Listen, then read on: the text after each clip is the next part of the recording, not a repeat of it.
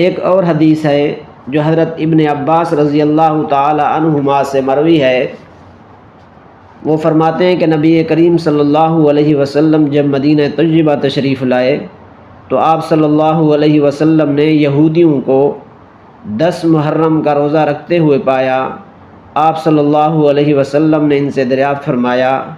کہ تم لوگ اس دن روزہ کیوں رکھتے ہو؟ تو انہوں نے جواب دیا کہ یہ وہ عظیم دن ہے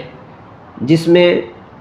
اللہ تعالیٰ نے سیدنا موسیٰ علیہ السلام اور اس کی قوم یعنی بنی اسرائیل کو نجات عطا فرمائی اور فرعون اور اس کی قوم کو غرق کیا۔ چنانچہ موسیٰ علیہ السلام نے اس کے شکرانے کے طور پر روزہ رکھا، تو ہم بھی